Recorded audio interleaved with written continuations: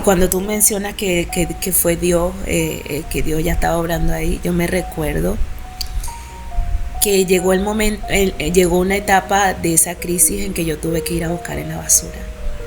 En la basura. Para comer. Wow. En lo que botaban los vegetales, wow. Yo tenía que sacar para comer. No solamente para comer yo, sino para los niños que vivían alrededor mío que me iban a pedir. Sí, porque había muchos niños también pasando hambre en aquel entonces. Entonces, ¿qué pasó? Un día yo voy al mercado mayor, como decía Basurto, que voy a buscar qué es lo que hay por ahí botado. Yuca, pedazos de yuca y eso que botaban, ¿sí? Y yo me recuerdo que yo me agacho a agarrar un pedazo de yuca y yo le digo, Diosito, si yo realmente soy tu hija, por favor, sácame de aquí. Quiero irme de aquí, quiero irme de Venezuela. Sácame de aquí, yo no tengo plata. Pero tú hazlo. ¿Quieres reposamos ahí?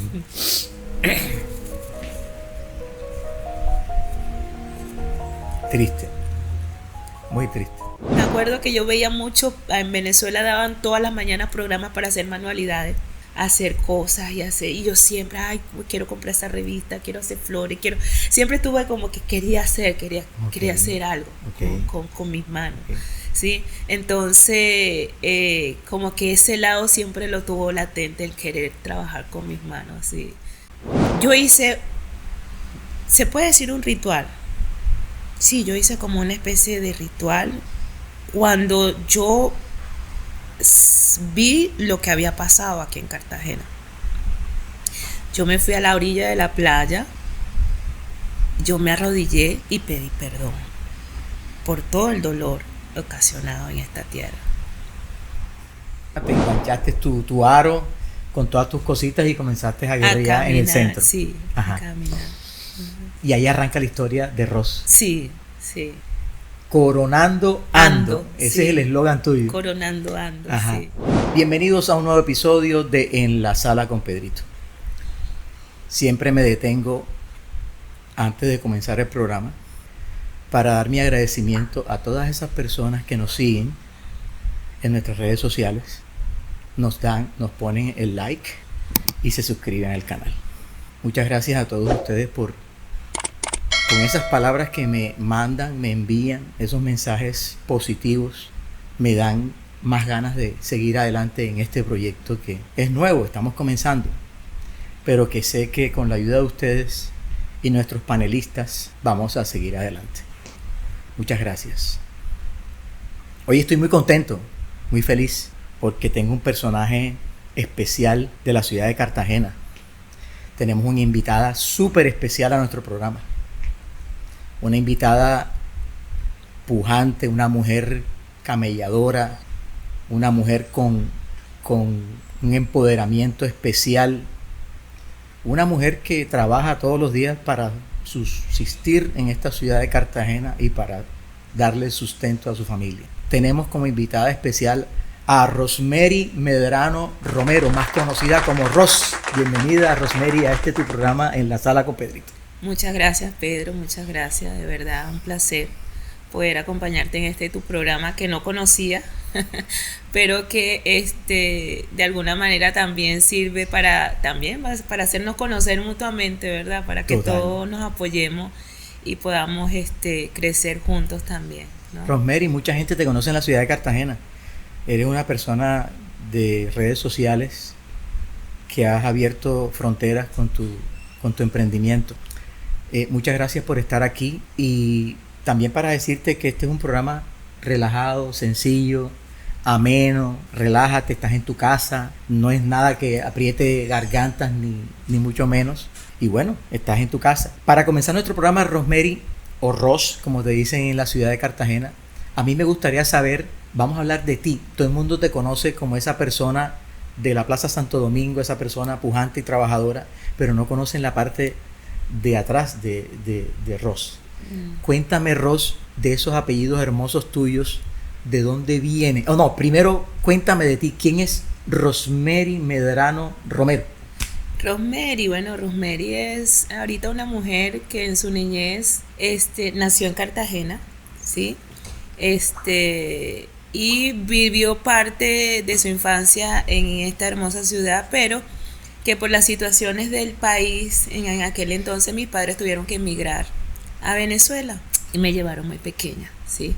Allá fue donde pasé la mayor parte de mi vida y allá nacieron mis hijos, mis 3 hijos. Okay. Y bueno, a partir de ahí, toda esa historia de vida, pues, se la debo a mi madre, ¿sí? No nos vayamos tan lejos, vamos primero por los apellidos. Ajá. Siempre yo cojo a las personas, a mis amigos, los que están aquí en mi programa, y le pregunto por sus apellidos. El apellido Medrano. Cuéntame del apellido Medrano. Medrano, el apellido Medrano es de mi abuelo, Okay. Mi abuelo materno. Cartagenero. Cartagenero. ¿Lograste conocerlo? Tengo muy vagas imágenes de él, Sí. Pero sí sé que era un negro súper elegante, alto, así elegante, y le gustaba usar su sombrero y sus trajes. O sea, yo y en las fotos que tenía mi mamá de él, pues era un negro muy elegante, sí. Distinguía, mi abuelo, se distinguía. Y de esa familia Medrano, hermanos de él, o sea, los hijos de él, que incluye tu papá. Mis tíos. Tus tíos. Mis ¿Te tíos. acuerdas de ellos para hablar de ellos? Sí, bueno, este año murió mi tía, que es hermana de mi mamá. Ellos eran 6, ¿sí? Ya con el tiempo, ya algunos han fallecido, otros están por ahí que no sé dónde están, creo que uno todavía sigue en Venezuela. El otro está aquí en Colombia, pero no he tenido contacto con él. Pero en mi niñez, ellos también fueron parte importante en mi vida, mis tíos. Okay. Los hermanos de mi mamá, porque casi la mayoría, o toda la mayoría, se fueron para Venezuela. Entonces todos estábamos como comunicados y estábamos juntos. ¿En Venezuela? Sí, en Venezuela, sí. Okay. ¿Sales a Venezuela a qué edad, Ros? ¿Salgo de Venezuela para acá? No, de aquí para allá. Bueno, mi mamá dice que yo tendría como unos 4 o 5 añitos. Okay. Cuando me llevaron. Saliste muy pequeña. Muy chiquita, sí. Por Ajá. eso tengo imágenes muy vagas de lo que eran mis abuelos y toda esa cosa. Okay. Sí. De 4 o 5 añitos me llevaron a Venezuela. ¿Y la familia Medrano estaba sentada en qué barrio en Cartagena? En el Amador. Lo Amador. Ajá, Lo Amador. Sí. Sí. Ok. ¿Y si te acuerdas algo de esa niñez, a los 4 añitos de Lo Amador, del barrio? Sí, de la casa, me acuerdo de la casa, me acuerdo, sí, de muchas vivencias chiquiticas me acuerdo, se me vienen imágenes. Imágenes. Sí, me acuerdo, lo que más me acuerdo es que cuando estaba pequeña nos tiraban una estera para dormir porque había mucho calor, todo el tiempo había calor aquí en Cartagena. Total. Entonces a nosotros nos tiraban una estera. Y de hecho hoy en día yo todavía duermo en el piso, o sea, yo tengo en el piso porque es algo que como que te quedó en la retina. Como que me quedó ahí de que mi abuela nos tiraba una estera en el piso y nos acostaba ahí a todos. Ajá. Entonces, ¿te recuerdas de esos episodios de la estera Sí. de la casa en Lo Amador? Ajá. De la familia Medrano? Y de esa familia Medrano, ustedes salieron, la familia Medrano Romero, o sea, tu mamá y tu papá, pero vamos por partes. Vamos para la parte Romero. Ahora háblame de los Romero. Los Romero. O sea, el apellido de tu madre. El apellido de mi madre. Los Romero. Bueno, de verdad que tengo muy poco recuerdo de la historia. De la familia. De la familia, sí. Okay. Tengo o sea, siento que en la familia como que no hubo ese resaltar de nuestro pasado. Okay. Como que no se habló de la historia de los orígenes de nuestro, o sea, yo de mis abuelos para allá no sé nada. Nada de nada. O sea, tu historia arranca de tus padres hacia adelante. Hacia adelante, sí. Perfecto. Mis padres hacia adelante. Entonces hablemos de esa ida para Venezuela. A los 4 años de edad se va la familia Medrano Romero para Venezuela. Para Venezuela.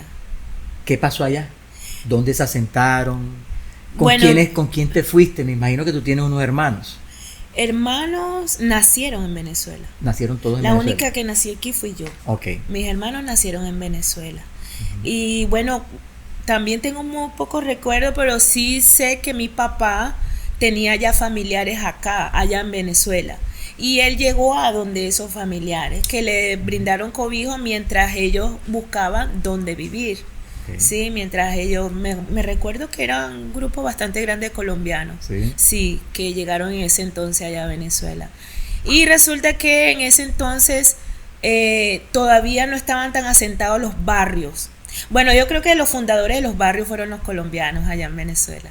¿Y qué parte de Venezuela que te acuerdas, si Caracas o...? En el Caracas. En Caracas. En Caracas, sí. Ajá. En el Junquito. Okay. En el Junquito, sí. Y entonces mi papá consiguió un terreno.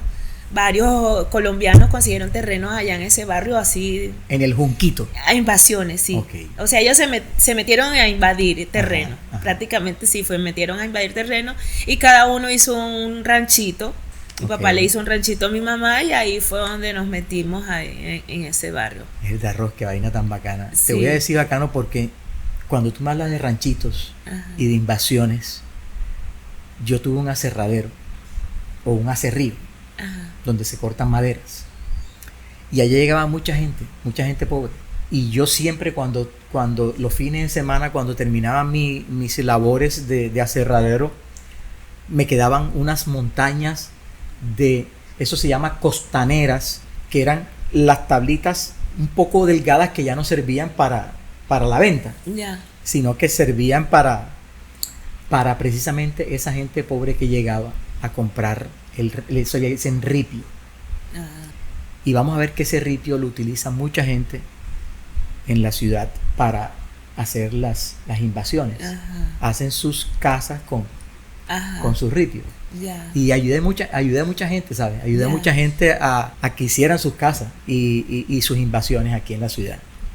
Entonces me acordé mucho de ese tema cuando tú me dices de que te acuerdas cuando invadieron, hicieron la casa y vivieron en el Junquito en Caracas. Sí.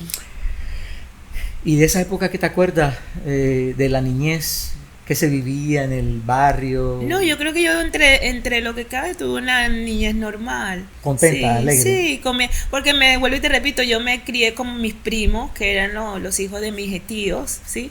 Me crié con ellos y como que yo me la pasaba jugando, era con ellos, me la pasaba jugando.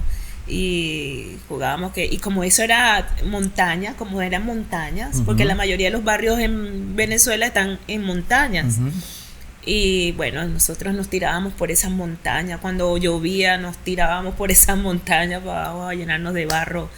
Y jugaba fútbol, que en aquel tiempo no se veía bien que las niñas jugaran fútbol, ni fútbol ni béisbol, y yo jugaba con ellos, me encantaba trompo, metra, todo lo que era juego de niños, a mí me encantaba jugarlos con ellos, porque la mayoría eran varones, primitos varones. Entonces, dentro de lo que cae, creo que tuve una infancia normal como todos los niños. Lastimosamente no como los de ahora, pero sí tuve una infancia normal como eran aquellos tiempos. ¿Cuántos hermanitos, Ros? Yo 3. 3 hermanos, sí. Después de ti, ¿tú eres la mayor? No, sí, yo soy la mayor. Mi hermana todavía está en Venezuela y mi hermano lo mataron. O sea, eran 3 tú y tus 2 hermanos. Y mis 2 hermanos. A tu hermanito lo mataron en Venezuela. Sí. ¿Y tu hermana todavía sigue viviendo en el Junquito? Sí, en el Junquito, sí. Donde siempre vivieron ustedes. Sí. Un abrazo para... ¿Cómo se llama ella? Iliana. Un abrazo para Iliana en Venezuela, donde esté allá en Caracas. Ella hizo su casa ahí en el mismo terreno y tiene su casa ahí mismo donde está. Qué bacano, qué bacano. ¿Y la visita de vez en cuando? No tengo rato que no voy. Desde que estoy aquí no he ido a Venezuela. No has ido a Venezuela. No he ido a Venezuela. Pero sí te comunicas con ella. Sí. Sigue tu historia y sigue tu... Sí, ella está muy contenta con todo lo que me está pasando. Y bueno, desde aquí también le mando su ayuda también. Porque, qué chévere. Comenzaste a estudiar a la edad de ¿cuántos años en Caracas? Que te acuerdes tu primaria, digamos. Mi primaria. ¿Y en qué colegio?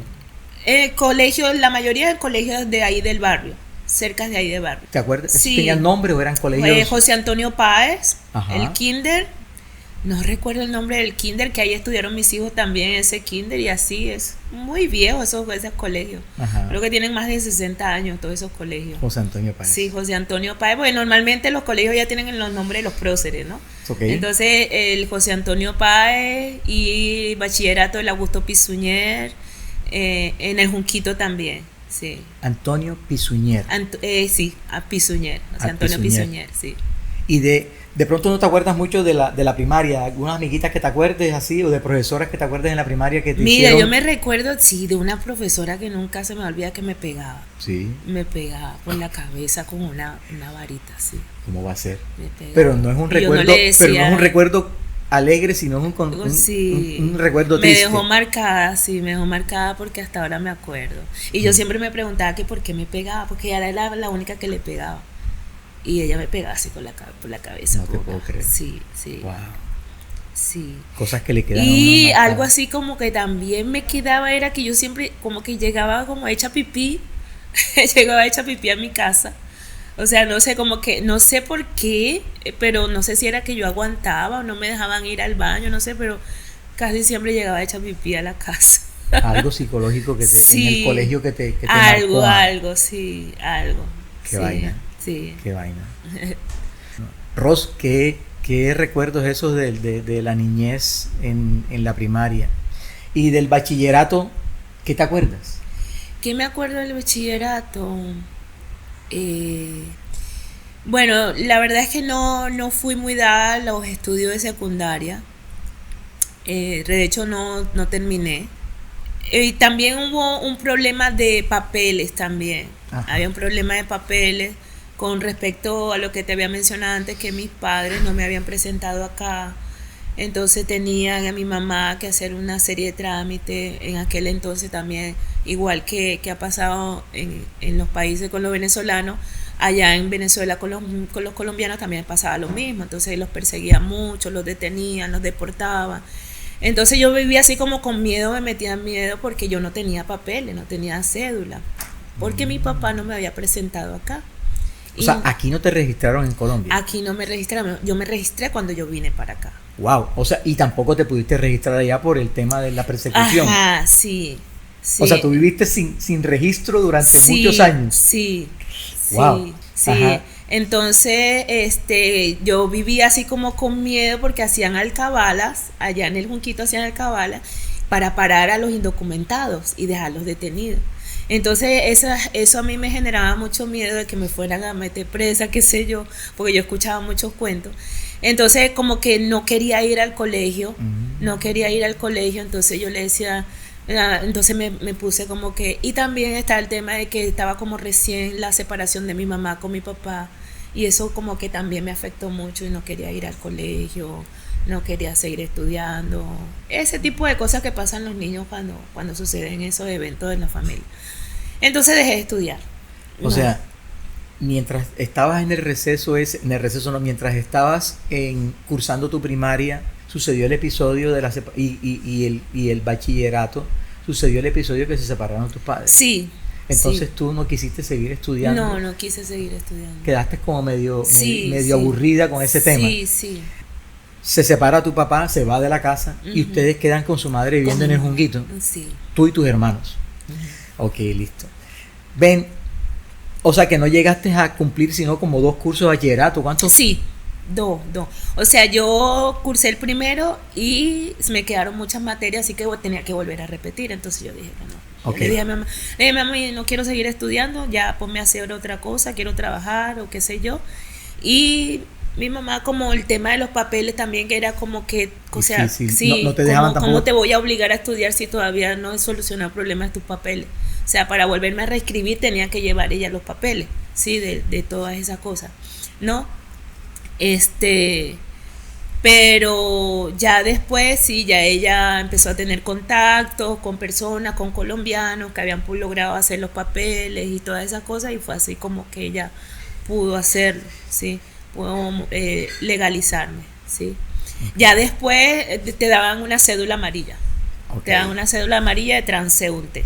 Después de transeúnte pasabas a residente, y después residente es que te daban la nacionalidad. ¿Qué año Pero fue? cuando llegó Chávez, me saltaron todos esos pasos y él me dio la nacionalidad. Ok. Sí. Okay. Y esa vida tuya en el barrio con tu mami y tus hermanos, cuando decides no estudiar, ¿a qué te dedicas? O sea, te queda un pedazo ya de la juventud. Sí. ¿Qué voy a hacer, mami? Sí. Ponme a hacer lo que sea. Ajá, sí. ¿Qué te pusiste a hacer? Bueno, yo recuerdo a mi mamá siempre trabajando en casa de familia. Okay. Entonces como que de alguna manera, y yo veía todo el trabajo que estaba pasando mi mamá con nosotros, porque sí pasamos muchas necesidades cuando mi papá se fue. Pues yo quería también trabajar eso que ella estaba trabajando. Y cuando yo fui, ella una vez Yo me recuerdo que cuando ella me regañaba, ¿tú crees que yo me gano la plata? No sé qué. Ese típico regaño que le dan a uno, ¿tú crees que yo cago la plata? Ok. Entonces, una vez ella me llevó a su trabajo y me di cuenta cómo ella se ganaba el dinero. ¿Cómo era la vaina dura? Sí, Peso. sí. Ajá. Entonces eso también me dejó muy marcada, sí. Tiene bastantes marcas en tu niñez y en tu vida. Bastante. Uno. Bueno, entonces yo también quise hacer lo mismo, pero era menor de edad, sí, y no me aceptaban en ninguna casa para trabajar así, en Ok. casa de familia, porque no, los menores de edad no podían trabajar. Entonces, mi mamá lo que hizo fue que, así como que yo ya hiciera algo, porque no podía estar en la casa sin hacer nada, entonces Total. tenía que buscarme ocupación y ella me inscribió en un cursito de costura. Ok. Ella me escribió un cursito de costura en una iglesia, daban en una iglesia cerquita de allá del Junquito. Y bueno, yo como que fui las primeras clases, pero me acuerdo que ellos me mandaron a hacer un patrón y no me salió el vestido como tenía, como dijo la profesora, y no quise ir más. Yo agarré y rompí toda esa vaina y yo no voy más para eso. Mi mamá me regañó y, ay, ¿qué es lo que vas a hacer entonces? No puedes estar aquí. No, mami, yo no voy más. Porque esa vaina, yo no sé hacer esa vaina. Ok. Pero no era que no lo sabía hacer, es que yo no lo había interpretado como era. Sí, no, o sea, el vestido me había salido bien, Ok. pero según mi interpretación estaba mal hecho. Pero cuando la profesora, cuando yo veo que las clases que ella me da y cómo debe quedar el vestido, sí había quedado bien el vestido, pero yo interpreté como que me había quedado mal. Fíjate tú. Sí. Fíjate tú. Entonces, bueno, ya en ese espacio de ese lapso conozco al papá de mis hijos.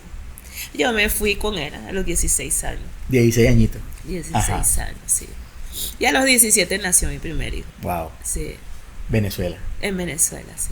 ¿Te vas del barrio o dices, bueno, vamos a vivir aquí No, cerca de él mi me familia? llevó a la casa de su mamá, Ok. a la casa de de sus padres, pues me llevó allá. Ok. Porque el señor tenía como varias casas y como no teníamos dónde ir, me llevó allá.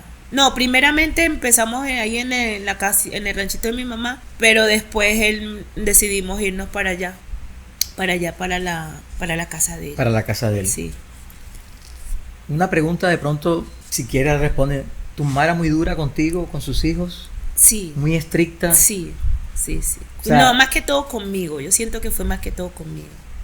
Porque cuando yo veo la crianza que le dio a mi hermana y a mi hermano, que eso era, bueno, como único varón, pues era como muy consentido el varón. Ella era muy consentido. De hecho, yo creo que una de las cosas que le llevó a la muerte fue eso, la tristeza de haber perdido, de haber perdido a su hijo. a su único varón. Sí. ¿Los hermanitos eran de padre y madre todos Sí, dos? sí, sí. Pero contigo era la que te tenía más Sí, ajustada. sí. No, me daba unas palizas mi mami. Sí. Sí, me pegaba. Tu mamá murió. Sí. ¿En Sí. qué año murió?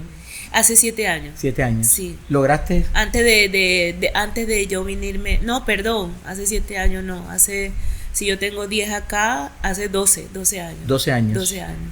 Ujú. 12 años, mi hermano tiene más él murió primero que mi mamá.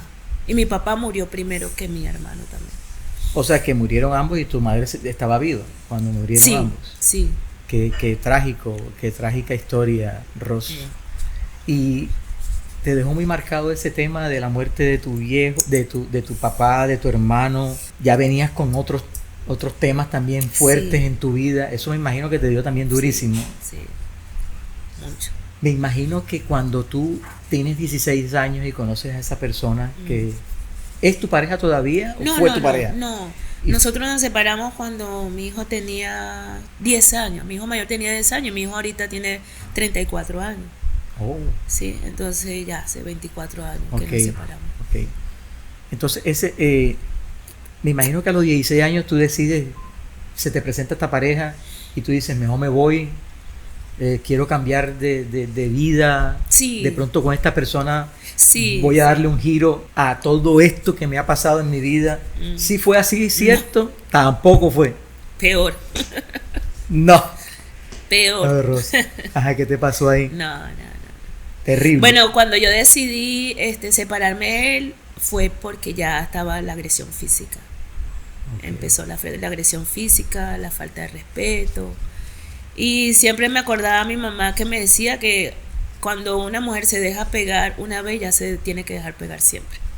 O sea, ella me decía que en lo que el hombre te levante la mano y tú lo aceptes, ya. Eso está clarísimo. Sí. Eso está clarísimo. Entonces siempre me quedó eso ahí en la memoria y entonces yo dije, no, voy a aceptar. O sea, aparte que paso necesidades, le estoy aguantando necesidad de hambre y también le voy a aguantar golpe. Entonces mejor dicho, agarré mis 3 muchachos y me fui otra vez para el ranchito de mi mamá. O sea, te hizo 3 pelados. Sí. ¿Un niño y 2 niñas? Una niña y 2 niños. Una niña y 2 niños. Ok. ¿Y tuviste eso también en tu casa de agresión? No. ¿Tu papá nunca? No. ¿Para qué? ¿Eso te tocó fue a ti cuando te fuiste? Sí, bueno, mi papá lo que era que la separación de ellos fue por el alcohol. Okay. Porque mi papá tomaba mucho. Okay. Tomaba mucho y él cambiaba mucho de personalidad cuando tomaba. Entonces se volvía loco. En varias ocasiones le rompía las cosas a mi mamá, se las botaba. O sea, él compraba las cosas y después se las rompía. Entonces, sí, fue una niñez muy conflictiva por ese lado, la relación de mi papá con mi mamá. Pero de yo verlo agredir a mi mamá, nunca. De hecho, mi papá nunca me pegó tampoco a mí. O sea, él cuando me medio regañaba o hacía que las veces que me pegaba, pero no. O sea, él dejaba que me... La que clavaba ya era tu mamá. Sí, mi mamá. Me recuerdo que mi mamá una vez me amenazó que me dijo, te voy a sacar sangre. Wow. Y así lo hizo. Wow. Me dio un fuetazo así durísimo que me sacó sangre. Sí. Esas épocas de antes de que la letra con sangre entra, esas épocas eran terribles para muchos hijos. Sí. A mí no me pegaron en mi niñez, pero sí escuchaba de casos de gente que horrible. Le pegaba horrible. Yo tenía vecinos, niños vecinos que me contaban que su mamá les pegaba con cable. Bueno, te fuiste a los 16 años. ¿Cuántos años duraste esa relación con tu 10 años? 10. 3 hijos. Sí. ¿Decides un día? Sí, decidí, chao, pescado. Entonces, miércoles, ¿y tú venías de un problema con tu mamá? Sí, me metí en otro más. Y te metiste en otro problema más. ¿Por qué? Porque ya después, ya de tanto que pasó mi papá por ahí botado, porque como nunca dejó el alcohol y él... O sea, entre que andaba solo, o sea, cada uno pasó un proceso muy fuerte, tanto mi mamá como mi papá. Okay. Entonces, en última, mi mamá lo metió otra vez en la casa, en el ranchito ese. Y bueno, cuando yo regresé estaba mi papá ahí. O sea, tuve que convivir con mi papá. Mi mamá buscó otra pareja, se fue a vivir con otra pareja, ella hizo su vida con otra persona. Pero ella recogió a mi papá como para que no anduviera por ahí y lo dejó ahí metido en el ranchito. Entonces, o sea, en orden de ideas tú me estás diciendo de que el alcohol llevó a tu papá a ambular en las calles. Sí. Wow. O sea, no tanto como que durmió en la calle, sino que él, o sea, conseguía una habitacioncita. Bueno, en una oportunidad... que nos llamaron de un hospital, que él estaba internado en el hospital, pero eso sí, eso siempre recuerdo eso, que mira que tu papá se cayó, siempre veía a mi papá ensangrentado, roto, porque borrachos por ahí se reventaba. Sí, reventaba, se caía, lo robaban, o sea, eran cosas, y entonces eso como que fue parte de la vida de mi papá. Entonces un día nos llaman de un hospital que mira, y él estaba durmiendo como un espacio de ahí del hospital. Okay. De ahí fue cuando mi mamá dijo, no, ese hombre no puede estar por ahí así, teniendo sus hijos acá, y entonces bueno, tráiganlo otra vez para acá y ya que se quede aquí hasta que... Entonces tu mamá sale de la casa con el nuevo señor. Ajá. Mete a tu papá en la casa. Ajá. Del Junguito. Ajá. Y tú entras también. Ajá. A vivir con tus 3 hijos ahí. Y mi papá. Y tu otra hermana. Mi hermana ya tenía su casa aparte. Me imagino que eso en esa época fue tenaz. Horrible. Recibir a tu papá borracho, tus hijos viendo eso, tú manejando a tu papá también, eso me imagino que fue terrible. Sí. Entonces, ¿qué pasa ahí? ¿Cuándo decides tú, bueno, esto tampoco es vida para nosotros, nos tenemos que ir de aquí? Sí, no, de hecho no me fui. De hecho, no, porque quien también asistió a mi papá en su muerte fui yo. ¿sí? Ok. Ya cuando él enfermó, que a causa se le reventó una úlcera. Mi Ok. papá empezó a sangrar por todos lados, por la boca, por todos lados empezó a sangrar. Y quien lo asistió lo llevó al hospital y estuvo pendiente de todo eso hasta que murió fui yo. Fuiste tú. Sí, En la casa.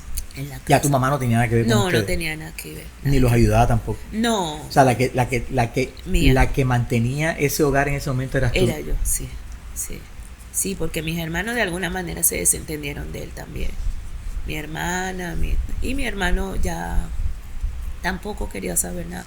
Espérate, ya va. No, sí, mi papá murió primero que mi hermano, sí. Mi papá murió primero que mi hermano. Vamos a dividir estos dos episodios. El episodio 1, ¿qué hacías tú en ese momento para mantener el hogar? Ya. Y el episodio 2, ¿llevaste a tus hijos cuando ya estabas en el Junguito viviendo con tu papá a estudiar? ¿Se fueron a estudiar? Sí, sí. Entonces vamos Sí. por la primera pregunta. Sí, sí. ¿Qué hacías en ese momento para ¿Qué mantener? hacía? Bueno, eso, ya después que yo no sabía, no hacía nada, o sea, yo era ama de casa cuidando a mis hijos. De hecho, cuando me separé de mi pareja, yo era ama de casa, Ajá. ¿sí? Y como que yo nunca quise dejar a mis hijos pequeños. O sea, yo me encontré con un dilema bien grande porque no los quería dejar pequeños, pero tenía que dejarlos, ¿sí? Entonces yo tuve que buscar la manera de salir a buscar el pan porque su papá se desentendió de ellos. Ok. Y entonces, pero gracias a Dios en Venezuela siempre hubo facilidad de empleo. Ok. Sí, siempre. O sea, te metían a trabajar en cualquier lugar. Y yo recuerdo que, bueno, a mí, ¿a quién fue? O alguien me dijo, ay, pero métete en una peluquería a trabajar de ayudante, lavando cabello. Y así fui. Entonces bueno. fui a buscar trabajo en peluquería para trabajar lavando cabello. Y así fue como empecé. Pero yo recuerdo que antes que eso, cuando yo me vi ahí sola con mis hijos, que yo decía, pero ¿qué hago? Dios mío, ¿qué hago? ¿Y ahora qué hago yo para buscar el sustento? Yo recuerdo que desde siempre a mí me gustaban las cosas manuales, hacer cosas manuales. Y lo primero que se me ocurrió fue como comprar pepita. Bueno, en ese momento el papá me pasaba un dinerito para la comida y yo me fui a comprar pepitas, así a las mercerías, pepitas para hacer aretico. Ok. Empecé a hacer aretico. Y yo, bueno, ya con estos areticos que venda, bueno, ahí voy viendo cómo hago. Y hice un poco de aretico y salí a venderlos, pero no vendí nada. No vendí nada. Y me quedaban de los más lindos los areticos. Y se los mostraba a mis amigas, pero no me compraban nada. Y puse a vender por cerca de mi barrio y tampoco, no vendía. Entonces yo digo, no, voy a tener que buscar otra cosa que hacer. Y así fue como empecé a buscar en peluquería. Okay. Pero siempre el tema veía mucho, me acuerdo que yo veía mucho, en Venezuela daban todas las mañanas programas para hacer manualidades, hacer cosas y yo siempre, ay, quiero comprar esa revista, quiero hacer flores, siempre estuve como que quería hacer algo con mis manos. Okay. ¿Sí? Entonces, como que ese lado siempre lo tuvo latente, el querer trabajar con mis manos, ¿sí? Tenemos la segunda pregunta pendiente, pero me quiero retroceder un poquito al tema de los amigos, de las amigas. Sí. Quiero que recordemos a esas amigas que en esos momentos difíciles de tu vida estuvieron ahí al lado tuyo y que vivían por ahí cerca. ¿Te acuerdas de alguna de ellas que podamos mencionar? Bueno. ¿O no tenías tiempo para tener amistades? No, bueno, yo tuve una amiguita que siempre es vecinita, que yo les decíamos que éramos mejores amigas. Éramos mejores amigas, pero ya ella hizo su vida y como que la amistad como que se disolvió. Se disolvió. Yo hice mi vida también. ¿Te acuerdas el nombre de ella? Luz Mary. Luz Mary. Yo me llamaba Rosemary y ella Luz Mary. Okay. Luz Mary. Era así, pero de amigas así que no. Nada. No. Que no te daba tiempo para tanta cosa. Creo que yo siempre fui una persona solitaria. Sí. Sí. Siempre fui una persona porque yo le decía, de hecho, hablando con mi psicóloga acá también me hace esa pregunta, yo le digo, mire, yo recuerdo que yo era una persona callada. O sea, yo no hablaba nada. Yo no hablaba con mi mamá, yo no hablaba con mi papá, con mis primitos jugábamos, eso. Pero yo en el colegio también era muy callada. O sea, en todos lados yo era muy callada. Entonces, hacer amistades a mí no me costaba mucho Te hacer. costaba mucho trabajo. Sí. Igual en el colegio tampoco te costaba mucho trabajo. Sí, sí. Hacer amistades. O sea, sí, había como que un grupito y hablábamos y compartíamos, pero de estar cercana con alguien hablando así, no. ¿Y la culpa de eso se la echas a qué, Ros? No sé si no sé si echarle la culpa a alguien porque no quiero culpabilizar a nadie. Pero siento que es parte de eso, de la rigidez como era mi mamá. Mi mamá conmigo no hablaba. O sea, me hablaba solo para regañar. ¿Y tus hermanitos contigo no Y tampoco, sí. O sea, con mi hermana tampoco tuve como mucha comunicación con mi Qué hermana. vaina, tan Sí, jodida. sí, no, con mi hermana sí no tuve mucha comunicación. Y con mi hermano menor también como que era muy costosa la comunicación, comunicarme con mi hermano menor. Sí. Bueno, vamos para el tema de los hijos, que dejamos esa segunda pregunta.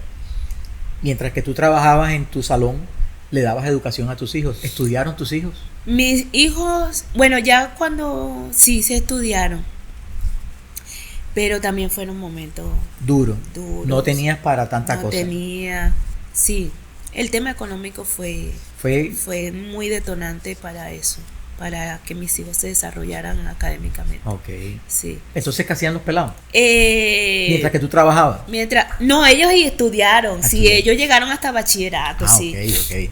Mi hija, sí, llegó hasta bachillerato. Mi hijo, ya a los 16 años, él se fue con mi mamá, ¿sí? Oh. Él vivía conmigo. Mi hermana en ese entonces trabajó en una empresa muy importante y lo puso a trabajar ahí con ella. Ok. Pero él seguía estudiando, ¿sí? Y después él se va con mi mamá a ¿Y vivir por qué con esa mi decisión? Porque él estaba como muy pegado con mi mamá. Mm. Y como yo me la pasaba trabajando también. Ok. O sea, no tenía tiempo para... Sí, yo me la pasaba trabajando. Él se quiso ir para allá. Y como él tenía también como buena relación con el esposo de mi mamá, con el marido de mi mamá, entonces... ¿Se quedó? Se quedó con sí, ellos allá. se quedó Y allá. ahora mismo está con ellos en Venezuela. No, mi hijo está en Estados Unidos ahorita. Se fue para Estados Unidos. Sí, sí. ¿Y la segunda niña? Mi hija es la que está trabajando conmigo. Diana Carolina. Ella sí también, también como yo buscó pareja temprana. Ok. Entonces, ¿En Venezuela? En Venezuela. Entonces ya también se independizó. También llegó como a primero de bachillerato igual que yo. Ok. Entonces se independizó y se fue a vivir con su marido. Y ya después, el último también, hizo su vida también. También llegó a segundo año de bachillerato. Ok. Y ya se hicieron su vida cada uno. Todo sucedió en el Junguito, En el Junquito, en Venezuela. En Venezuela, Bueno, sí. ya tienes tus hijos grandes, ya tú estabas trabajando en el salón. ¿Cogiste otro trabajo o ahí permaneciste en el salón? Yo múltiples cosas. Múltiples cosas. Sí. Ajá. Sí. Después del salón, ¿qué? Después fui, trabajé con masaje. Ok. Empecé a hacer, porque ese área me gustaba mucho. Todo empírico. Sí. Ajá. Sí. Bueno, yo recuerdo que cuando yo hacía los pies, después me puse a hacer cursos de uñas, de cosas, todo lo relacionado con peluquería. Okay. Y yo recuerdo que cuando yo les hacía los pies a las clientas, ellas me decían que tenía buena mano para masaje. Ay, tú deberías hacer masaje, porque tiene buena mano, que no sé qué. Y les hice caso y me metí en eso de los masajes. Hice un curso y empecé a trabajar en el área de masaje. Dejé la peluquería y empecé a trabajar en el área de masaje. Okay. Y realmente sí me iba bien con el área de masaje y de verdad siento que de alguna manera pues mis manos fueron utilizadas para darle mucho beneficio a la gente, mucho bienestar. Y mientras que estabas haciendo los masajes, ¿se te olvidaban las manualidades o también hacías tus manualidades en ese? No, sí, no, como que me olvidé. ¿Te olvidaste sí, de me eso? olvidé de en eso. ese pedacito. Pero había algo que yo tenía un estilo de vestir propio. Yo en Venezuela usaba turbante. O sea, nadie en Venezuela usaba turbante. O sea, tú siempre estás vestida así hermosa como siempre. Sí. De colorido. Ajá. Ajá. Entonces eso también llamaba la atención. Llamaba mucha la atención. Y entonces varias señoras que veían lo que yo me ponía me decían, yo quiero eso. Y me mandaban, y yo digo, bueno, yo se lo hago. Yo tenía una amiga costurera que yo le llevaba tela, y yo me hacía esto que me lo pidieron. Y ella sí me los hacía, yo le pagaba y me los hacía. Hasta modista. Sí, Sí, entonces por ahí, por ese lado, también como que tenía unos ingresos. También yo agarraba y decoraba mis cholitas, mis sandalias, las decoraba y la gente le gustaba y me pedía.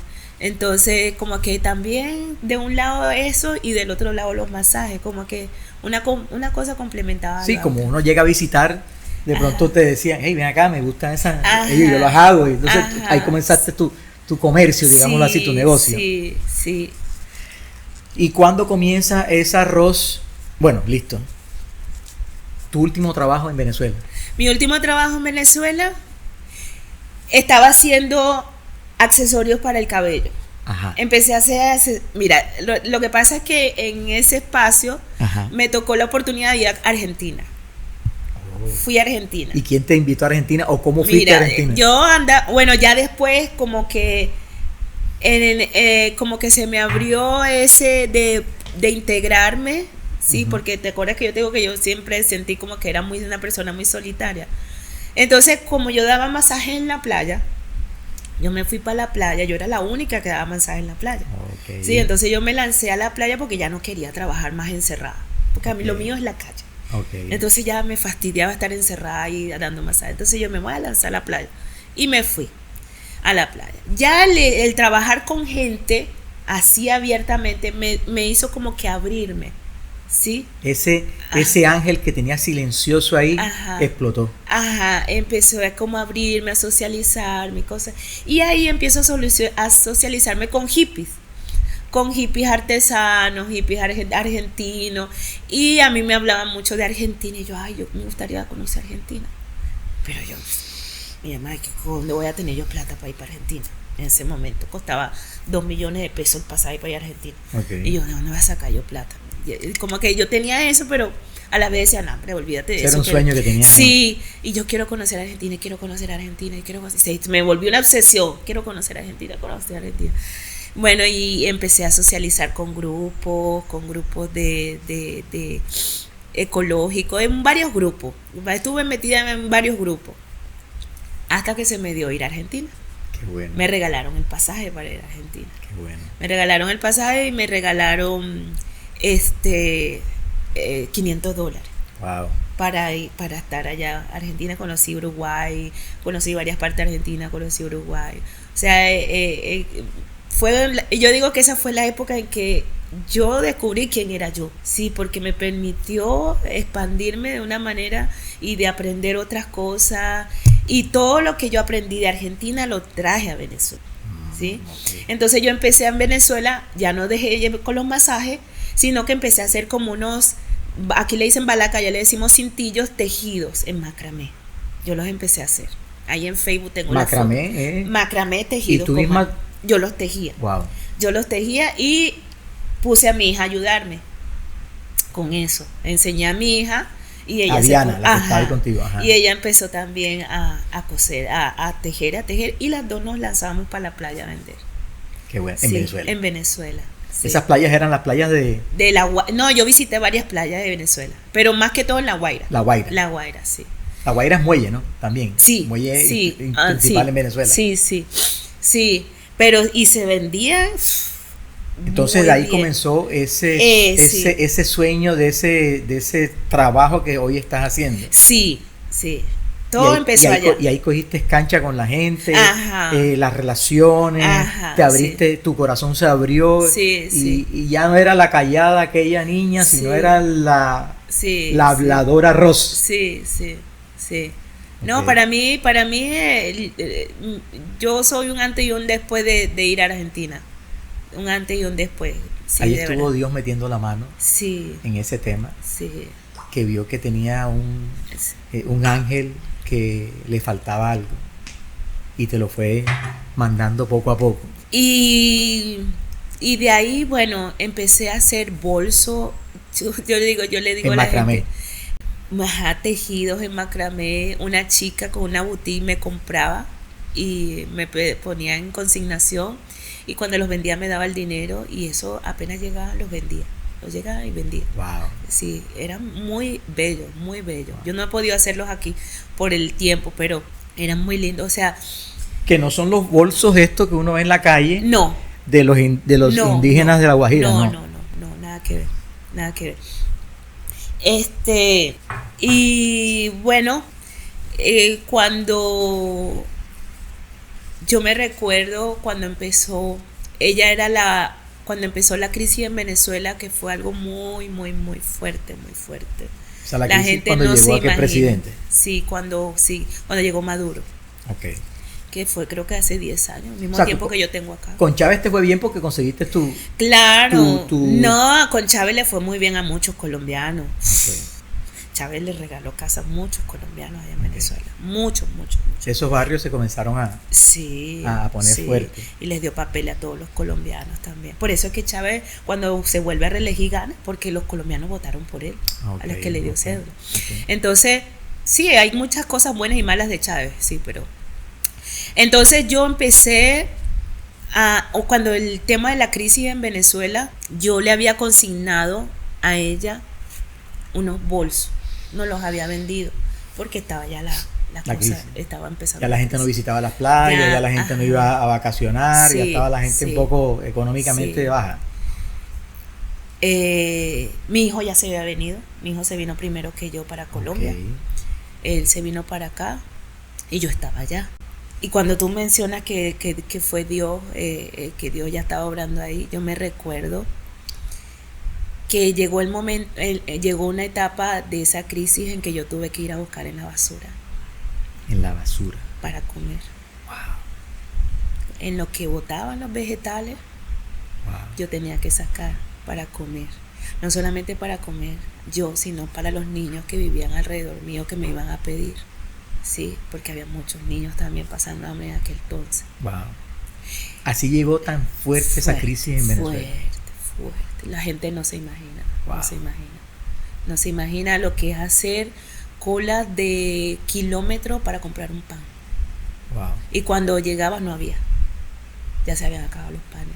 O de durar días y días comiendo solo sardina. Qué excepción. O comiendo solo arepa sola. Wow. O sencillamente acostarte sin comer. Entonces no se vendieron los bolsos. No, los bolsos ya Ya no, los recursos no ya entraban. No sé. Entonces, ¿qué pasó? Un día yo voy al mercado mayor, como decía Basurto, que voy a buscar qué es lo que hay por ahí botado. Yuca, pedazos de yuca y eso que botaban, ¿sí?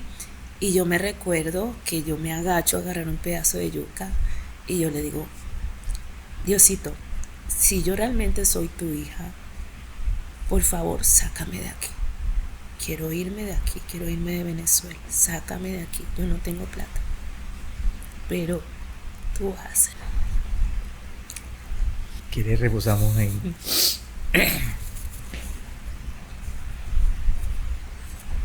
Triste. Muy triste.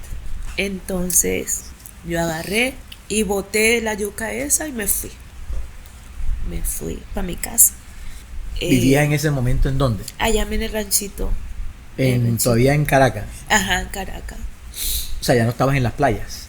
No, ya no. No había negocio. No había negocio, no había nada. Ya no había nada. Te devolviste otra vez para el barrio. Sí, me devolví para el barrio. Y ese día, bueno, ahí lo que había recogido en la bolsa, agarré y me fui para mi casa. Y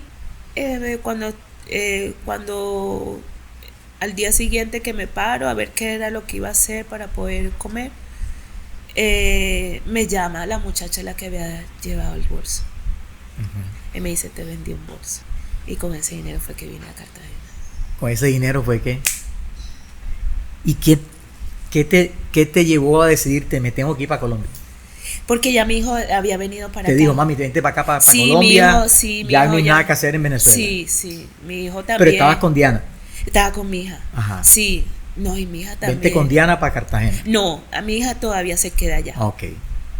Entonces, porque nada más el dinero que había, mi hijo acá no me podía mandar plata, porque él vivía alquilado. Vivía también apretado. Vivía de mototaxi y eso era una moto alquilada. O sea, apenas duras penas le daba para comer él. Total. Entonces no me podía mandar para los pasajes. Entonces él también desesperado al ver la situación que yo estaba pasando, que no sabía qué hacer. Y al día siguiente, la chica me llama, me dijo, te vendí un bolso. Y con ese dinero fue que yo pude comprar el pasaje para venir para Cartagena. Y se voy por otro sueño. Sí, yo no sabía que... Viniste con una mano adelante y una mano atrás. Sí. Porque ni nada, no me traje nada de lo mío. Ni los libros, que era lo que más yo apreciaba, me los pude traer. Nada. Okay. Yo, nada, me voy. Ajá, llegaste a Cartagena, ¿a dónde voy? Él estaba ya acá en una casita alquilada. O sea, te dijo, vente para acá, para mi casa, mientras que agarra vuelo. Ajá. Sí. Y yo me recuerdo, llegué una madrugada, a las 2 de la mañana llegué una madrugada, a las 2 de la mañana. Entonces, sí. ¿Te recibió tu hijo? Me recibió mi hijo. Ajá. Ese arranque en Cartagena, que estoy aquí en Cartagena. No. Estoy aquí en Cartagena, ajá. Sí, te cuento que, bueno, como te acuerdas de los bolsos, como ya ella no me los podía vender, yo agarré y me traje unos bolsitos de eso, tejido. Ok. Me traje unos y como yo vi que todos los vendedores tenían sus cosas ahí en el piso, yo dije, voy a poner mis cosas aquí en el piso y tiro mis bolsos a ver si vendo algo. En el centro de Cartagena. En el centro de Cartagena, pero nada, no vendía nada. ¿Cuál hippie? Ajá. Sí, porque como ya yo andaba con hipeando por ahí también. Entonces yo puse... ¿Y a ti eso no te daba ni te venía? No. Entonces yo tiraba mis artesanías ahí en el piso. Bueno, mis bolsitos. Pero no vendía nada. Bueno, pasaban los días y nada. Me acuerdo que una brasilera me compró uno. Y eso con medio para comer y ayudar a mi hijo en alguito. Y después nada, yo durante días largos yo no vendía nada. Mi hijo me daba para los pasajes, para venir para acá, para el centro. Bueno, resulta que yo me traje una de mis vestimentas que yo usaba allá y me traje un turbante amarrado. Bueno, cuando yo estoy con mis bolsos así, un gringo me dice, a mí gusta el turbante, que le gustaba el turbante, porque el turbante era de muchos colores. Ajá. Y entonces que para mi mamá, que lo quería para su mamá, que se lo vendiera. Yo no entendía nada, pero él me hacía señas de lo que quería. Y yo, como no había vendido nada, yo le voy a vender. Yo ni me acuerdo en cuántos dólares se lo vendí. Yo no me acuerdo. Entonces, él me compró el turbante, ¿sí? Pero los bolsos yo no vendía en carajo. Entonces, bueno, entonces resulta que empecé a ver las tiendas de tela, a ver, y porque yo quería comprarme, porque se me había llevado mi turbante. Entonces yo fui a comprar mi tela para hacerme otro. Para hacer otro. Otra gringa se enamora del turbante, ¿sí? Entonces yo me lo amarraba, me tapaba todo mi afro. Y ¿tú siempre has usado tu afrito así como lo tienes ahora? No, trenza. Usaba entre trenza y mi afro. Okay. Sí, cuando descanso me dejo mi afro y después me pongo mi trenza. Okay. Entonces, otra gringa se enamoró de mi turbante. Entonces también yo dije, nada, si no estoy vendiendo esta vaina, voy a ponerme a vender turbante. Voy a ponerme a vender esta vaina, porque no estoy vendiendo nada de eso. Y después una francesa que me vio un enterizo que yo llevaba, me dice, ay, me gusta eso. Entonces, como ya yo sabía dónde vendían las telas, yo, ay, yo los hago. Ella me pidió 2, como que una para ella y para su hermano. Me pidió 2. Y yo consigo una señora por allá por donde vivía con mi hijo que cosía, y yo la corté y le dije, por favor, acósame esto, y para vendérselo a la francesa. Ella me dijo el hotel donde estaba, y yo se lo llevé y todas las cosas, y le vendí del enterizo ese. Bueno. Y de eso compré telita para comprar más, para hacer más turbantes. ¿Sí? Entonces ya a partir de ahí fue como yo empecé y colgué, me hice un gancho aquí, colgué todas esas tiras y empecé a caminar por el centro. Caminar por el centro conmigo. Ya cuando después, al año, sí, al año. Vámonos, no te vayas tan adelante. ¿Eso fue en qué año cuando llegaste acá? Cuando llegué acá.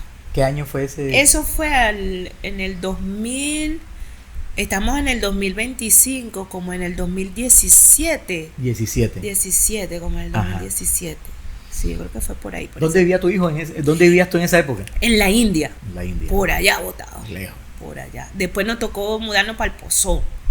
Esa vaina lejos, esa vaina. Yo me iba de noche por ahí. Transporte del centro para Pozón, eso es. Yo iba para allá. 1 hora y media. Sí. Y yo, no, papi, nosotros tenemos que buscar buscar otro sitio, eso me queda muy lejos, eso es peligroso, que no sé qué. Casualmente que al lado donde yo vivía una señora que ella tenía un ranchito abandonado en Prado. En el Prado. Y ella me dijo, si tú quieres, ella nos hicimos amiguitas, empezamos a hablar y yo le digo, ay señora, usted no conoce a alguien que tenga un alquiler por allá cerca, que estoy muy lejos. Me dice, no, yo tengo un ranchito allá. Si tú quieres te metes ahí, nada más me pagas la luz. No me cobró la señora. Qué bueno. Y estuve viviendo ahí y cuando traigo a mi hija, la meto ahí conmigo, ahí en el ranchito ese. Qué bueno. Sí, qué bueno. Sí. Ya después como empezamos a generar ingresos, yo le empecé a pagar un arriendo a ella. Sí. Estamos hablando del Prado, el barrio El Prado. El barrio El Prado, sí. Okay. Sí. Bueno, seguimos con el tema. Te enganchaste tu aro con todas tus cositas y comenzaste a guerrear en el centro. Sí, Ajá. a caminar. Y ahí arranca la historia de Ros. Sí, sí. Coronando ando. Ese sí. es el eslogan tuyo. Coronando ando, Ajá. sí. Bueno, Ros, comenzaste a caminar y dijiste, bueno, este es el negocio. Ajá. Y ahora no tienes un aro, ahora tienes una bicicleta. Sí. Y esa idea de la bicicleta, ¿cómo es ese tema?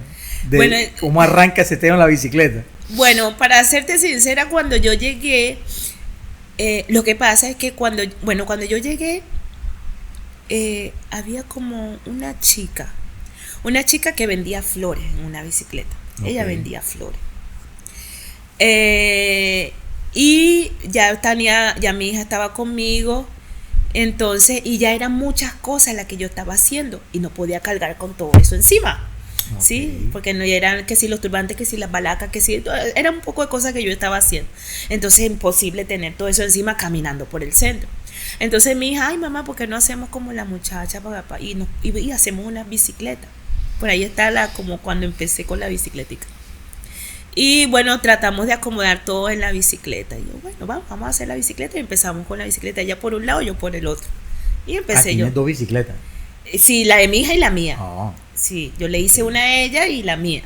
Ella aprendió a hacer tu arte también. Sí, yo todo lo que haces tú, se lo enseñé a ella. Sí. A ella. Entonces ella empezó a trabajar conmigo. Entonces empezamos a andar en la bicicleta. Ya. Pero, sí, empezamos a andar en la bicicleta.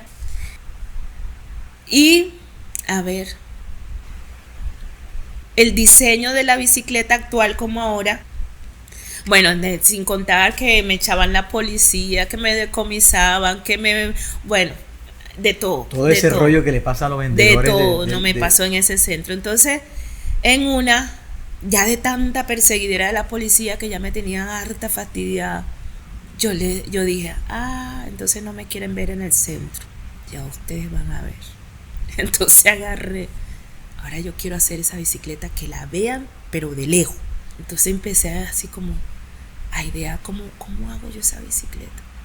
Entonces yo dije, no, yo la voy a hacer, yo quiero una carroza, voy a hacer una carroza. Como una carretilla.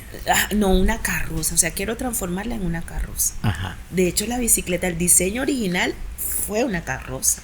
Yo tengo la foto del diseño original. Okay. Una carroza en una bicicleta. Okay. Ahí fue como, porque yo digo, ahora ustedes no me quieren ver, ahora me van a ver con más razón. Entonces, eso fue como un acto de rebeldía contra la autoridad. Total. Sí, entonces yo dije, yo no estoy haciendo nada malo, yo estoy trabajando. Yo estoy trabajándome el pan decentemente, no le estoy haciendo daño a nadie, así que me van a tener que dejar trabajar. Pum, y llamé a un herrero, ubiqué un herrero y él le dije, mira, hazme esto así, súbeme esto acá, ponme esto acá, y me captó la idea de lo que yo quería. Y me la diseñó como yo quería. Entonces, pero no, igual me siguieron, me decomisaron. A mi hija un día llegué y la encontré llorando y la bicicleta desarmada, le desarmaron su bicicleta, decomisaron toda la mercancía, más nunca recuperamos la mercancía que nos recuperaste esa mercancía. No, o sea, así horrible, así nos trataban como delincuentes. Yo me acuerdo que una vez se hizo un video en Facebook porque un policía me estaba atosigando, me la tenía montada y yo me le paré y le tiré todas las cosas al piso así. Porque me dijo, por aquí no puedes pasar. Wow. Tienes que devolverte y pasar por atrás. Yo le digo, ¿tú sabes cómo es la vaina? Eso era en época de la esclavitud. Total. que a los negros nos hacían pasar por atrás. Ya hace rato que esa época. O paso por adelante o paso Yo por voy a adelante. entrar por donde salí. O sea, yo voy a salir por donde entré. Ya yo no soy esclava. Y menos tú, que eres de mi mismo color.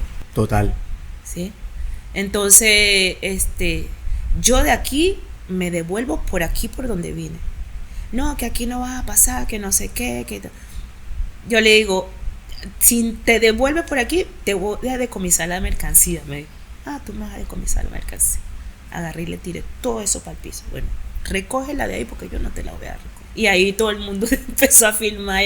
Déjela trabajar, que ella está trabajando, que no sé qué. Y se viralizó el video. Total. Por las redes sociales. Uh-huh. Sí, yo creo que ese fue como el detonante para que Punto me dejaran tranquila. De hecho, son policías que nunca más los vi. Okay. No los vi más. Okay. Eso que empezaban, porque yo les rebatía. Hasta la Constitución me la aprendí, algunos artículos de Constitución me aprendí para derecho al trabajo, al libre tránsito, o sea, yo le digo no, porque en Cartagena el que manda es el alcalde, pero el alcalde no está por encima de la Constitución. Jamás y nunca un alcalde está por encima de la Constitución. Que ellos lo quieren violar es otra cosa, pero jamás y nunca ninguna ley puede estar por encima de la Constitución. A raíz de ese tema que se volvió viral, nos hemos saltado una cantidad de cositas que te voy a preguntar antes, pero vamos, ya que estamos metidos en el tema, surgió este tema viral tuyo de que no te dejaban trabajar, y intervino el alcalde de Dumec.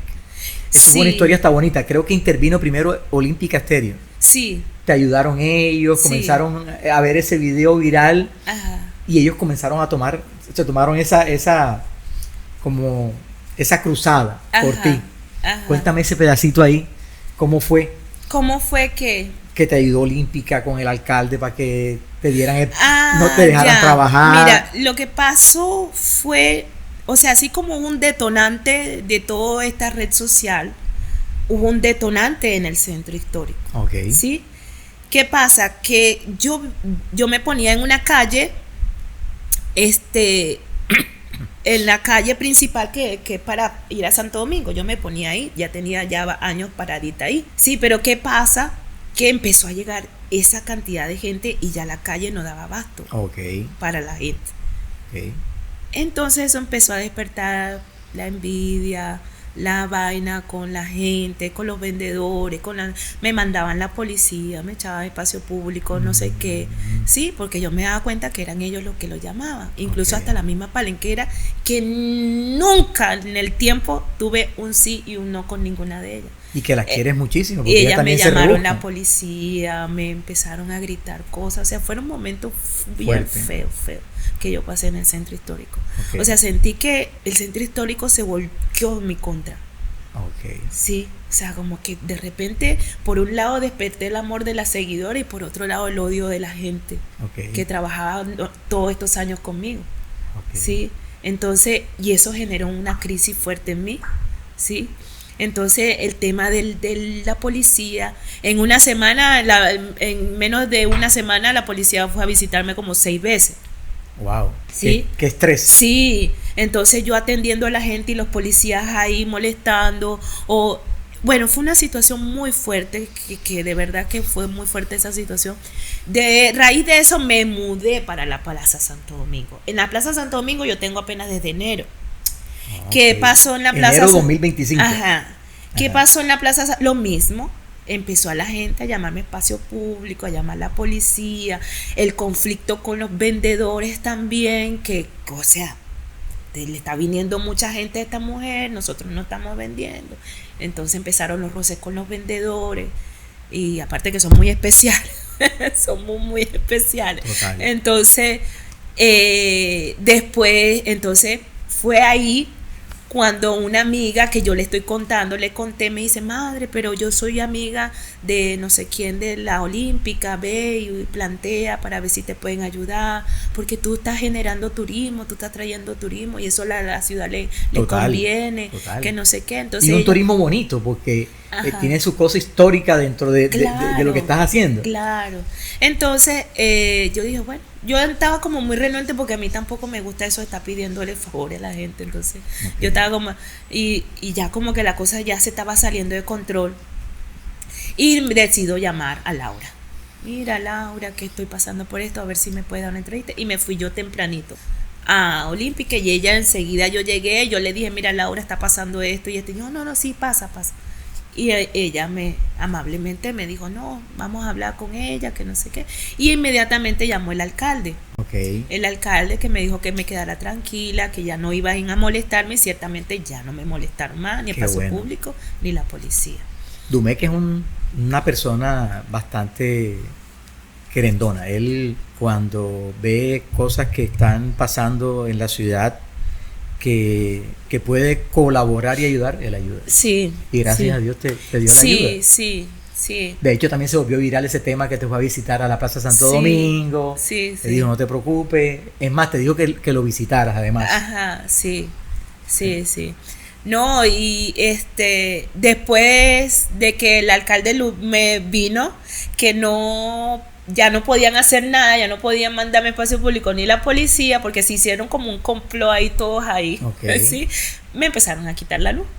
Empezaron a quitarme la luz en la plaza. Ese tema te iba a preguntar. Sí. Que veo unos videos por ahí que también se hicieron virales donde la misma Plaza Santo Domingo te quitan la luz. Me quitaron la luz. ¿Cómo es ese tema ahí? Sí. O sea, ellos son los dueños de la luz es del que sector. la conexión de la luz está ahí mismo en la plaza. Ajá. O sea, tú jalas un cablecito y ya, dejas la plaza queda sin luz. Pero esa luz de la plaza es pública. Pública. O sea, eso no se tiene que meter, sino es la parte pública en eso.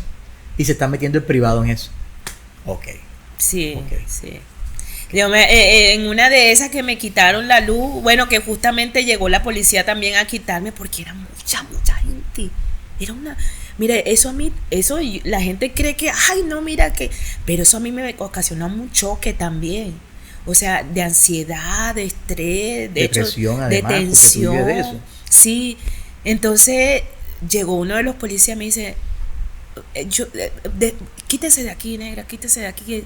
En verdad yo no la quiero sacar, pero es que todos me están llamando que la saque de la plaza, que estaba la plaza oscura, que la saque de aquí. Yo digo, pero ¿para dónde me voy a ir? Mira este gentío, ¿a dónde voy a meter esta gente? Me dice, no, yo le dije, pero el alcalde ya habló pero tráigame un papel, tiene que traerme un papel, porque esta gente está jodiendo, esta gente me está jodiendo para que la saque de aquí, que no sé qué. Agarré yo mi bicicleta y digo, bueno, porque ya habían llamado a la superior del espacio público. Entonces yo digo, bueno, para no crear conflicto, yo voy a agarrar mi bicicleta y me voy a ir, me fui para la calle que está así, de la Plaza Santo Domingo. Me fui para allá y allá fueron todas esas mujeres. Hay una calle que se llama el Callejón de los Estribos, esa no. No, la otra que está así. Ajá. Ajá. Me metí por allá, por aquella calle, eso solo, esas calles que son solas. Y ahí creo que hay como unos vendedores también que se ponen ahí. No, ahí lo que hay es un hotel y hay como una universidad, yo no sé qué universidad. Esa calle sola. Calle de las Damas, ¿no es esa? Sola esa calle, tuve que irme para allá. Y allá terminé de trabajar y todas esas mujeres se fueron atrás de mí por allá. Entonces, la plaza quedó vacía. Tú que le das alegría a esa plaza. Vacía quedó la plaza. Y entonces la gente se miraba así, ¿y qué pasó aquí? Total que bueno, ya como nosotros descubrimos que lo que estaba pasando en la plaza era un saboteo, ya ahí ya dejaron de cortar la luz. Okay. Porque ya yo me di cuenta quién era, o sea, quiénes eran lo del saboteo de la luz de la plaza. Y como salió la denuncia de que era un saboteo, entonces ya dejaron de joder con la luz. Yo te voy a hacer una pregunta, Ros, porque yo soy cartagenero y yo vi la Plaza Santo Domingo vibrar de alegría en muchos años anteriores. Eso no le cabía un alma. No le cabía un alma a la Plaza Santo Domingo. ¿Qué pasó con la Plaza Santo Domingo? Que yo nada más veo como un local o dos locales solamente funcionando. Sí, bueno, de hecho, fíjate algo, de hecho, cuando a mí me empieza a fastidiar espacio público, el señor de la farmacia, Pura, se llama Pura la farmacia, me dice, póngase aquí al frente de mi negocio, que a mí usted no me molesta. Qué bacano. Me dijo, póngase aquí. ¿Cómo se llama el señor? Yo no sé, me mandó con uno de los empleados, pero el señor yo no sé quién es, o la señora. Entonces, tú sabes que esa gente casi no se deja ver. Entonces él me dijo, díganle a ella que se ponga ahí, que a mí eso me conviene. Claro. Cuando yo me pongo ahí, por primera vez yo vi esa farmacia vendiendo. Porque como tú dices, llegó un momento en que la plaza, eso era solitario. Solo. Sí. Porque había varios restaurantes y ninguno, ya no quedó ninguno, nada más el de la esquina aquí. Nada más el de la esquina. Y aparte estaba como oscura, del lado de allá también estaba oscura la plaza, que no permitía que la gente, ¿sí? ¿Qué pasó con la plaza? Lo que yo he observado, todo esto, ¿sabes? El alto costo de los arriendos. Ok. Que hace que la gente no sobreviva. Total. No sobreviva. O sea...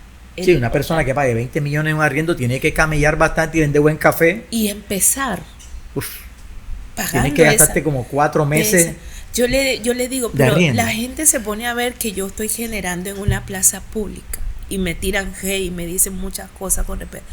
Pero no veo a nadie quejándose de lo exorbitante de los arriendos del centro histórico. ¿Quién le pone un top a eso?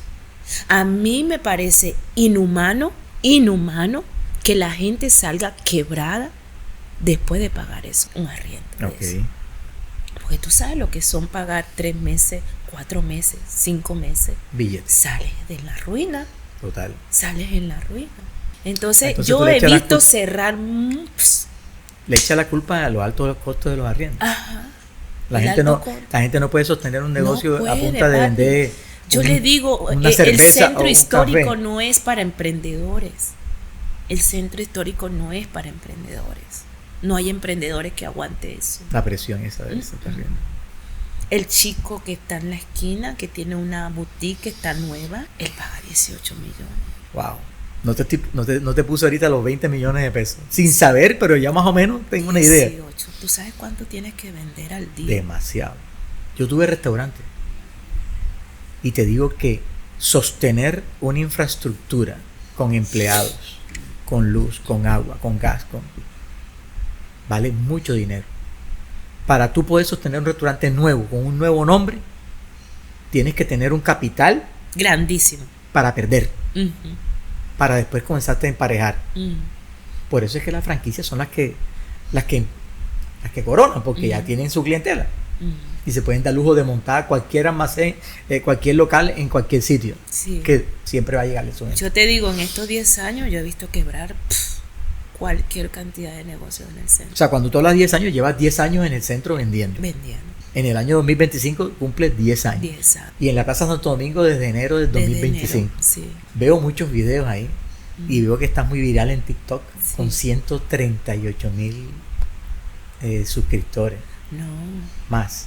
350 ya tengo. 350 suscriptores.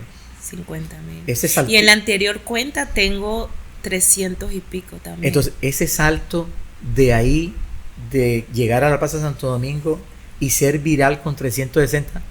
Y es una cuenta nueva. ¿Y por qué? O sea, donde tú ves, esa la abrí. Esa cuenta la abrí en septiembre, en octubre. Esa es una nueva cuenta de meses. Yo te veo cámara, te veo una persona que te tiene un trípode. Ajá.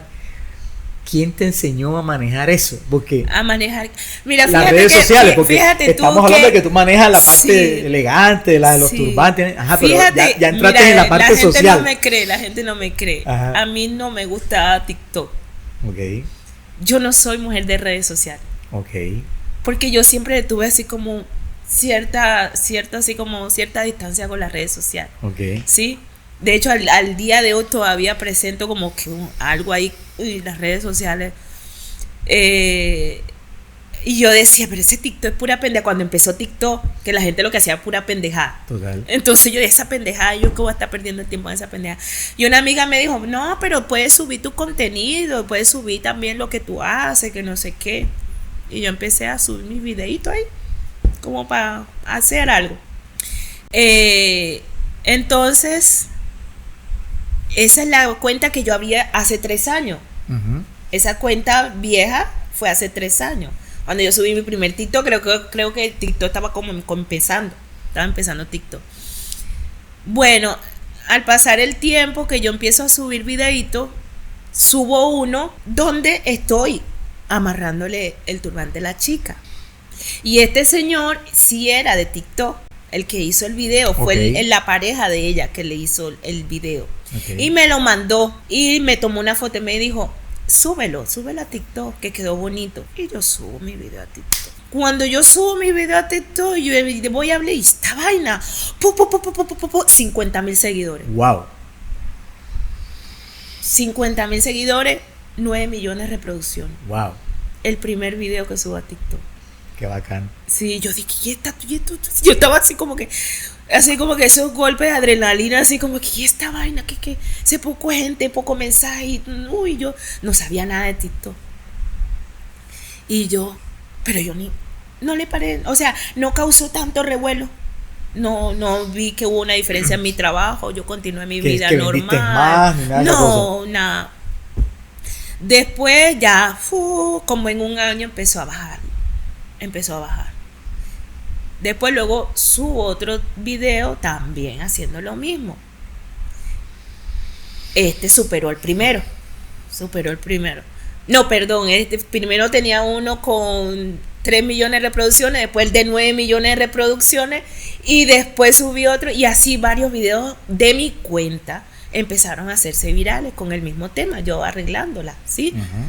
El último video de mi antigua cuenta tuvo 12 millones de reproducciones. Wow. 12 millones, bárbaro. Sí. Ahí todavía yo no había visto nada. No había visto, sí venía, mira, yo te vi en TikTok, pero era cosa como así es como escaseado. Bueno, pierdo yo mi cuenta. Perdí mi cuenta por un tema de número de teléfono y qué sé yo, y perdí mi cuenta. ¿De TikTok? De TikTok. Había perdido con todo ese. ¿Y no la pudiste recuperar? Cuando yo perdí mi cuenta tenía 150,000 seguidores. No la pudiste recuperar, ni escribiendo a TikTok directamente. Entonces, ¿qué pasó? Que yo perdí mi cuenta, me desentendí en TikTok, entré, que cómo voy a perder mi cuenta, que no sé qué, yo con la lloradera, me olvidé del asunto, esa vaina. Hice las maneras, fui a Movistar, fui allá, fui acá para ver si podía recuperar mi número, bueno, me olvidé yo del asunto, mi hija, pero mamá, abre otra cuenta, que ya la gente te conoce, que no sé qué, ya olvídate de eso, abre otra cuenta, ya, bueno, le hice caso, bueno, abrí otra cuenta. Abrí la cuenta en octubre. Del año 24. Y empecé a subir mis videitos. Empezó otra vez a hacerse virales los videos. ¿Sí? Pero ¿qué pasa? Que ya antes de eso, de que yo abro mi nueva cuenta, se empezaron a viralizar las chicas que yo atendía. ¿Sí? Que se hacían sus videitos. Que se hacía, y ellas montaban y te tagueaban a ti. Eso, y como ya mi contenido era viral, sí, porque ya venía de viralizarse mis videos, ya como, y ellas, y todas esas chicas son las que manejan las redes y suben para acá y suben para allá. Y bueno, esas sí son unas expertas en esa vaina. Total. Entonces empezaron a viralizarse ellas. Ellas fueron las que ocasionaron este boom. Bacano. Porque este boom empezó en octubre. Okay. En octubre en que empezó llegaba gente, y yo, esta vaina, ¿qué pasó aquí? Empezó a llegar todo ese montón de mujeres, y ese montón de mujeres, y bueno, fue un colapso en la plaza, en el centro, fue un colapso en todos lados, fue una avalancha que se vino. Una ola una ola increíble. Hablando de esa ola, personajes, no me tienes que decir 10, que tú te acuerdes así, personajes importantes del mundo que han llegado allá a buscar políticos de otros países, sí, gente de mucho poder, sí, mexicano. Te los dicen, yo soy fulano de tal. No me lo dicen, yo me entero. Te enteras después. Bueno, hubo el señor peruano que su esposa lo trajo a engañar, su esposa es médica. Ajá. Y su esposa lo trajo engañado. O sea, ella pensó que él venía a Cartagena, a las playas de Cartagena, pero resulta que cuando llega, ella viene donde mí, y fue cuando él se enteró que por qué él la trajo para acá. El motivo era que ella venía a hacerse el mollo conmigo. Sí, ella venía a hacerse el mollo conmigo. Wow.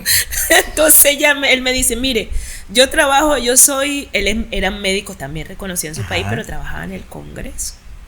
en el Congreso de Perú. Okay. Mire, yo trabajo en el Congreso de Perú, pero está bonito lo que le hizo. Venga, yo también me voy a tomar una foto con usted. Yo no sabía que venía esta vaina, a como ellos van.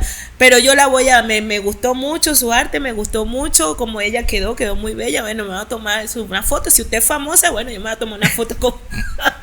Es que las mujeres que tú atiendes ahí, yo he visto varios videitos, quedan hermosas con esos turbantes, ¿viste?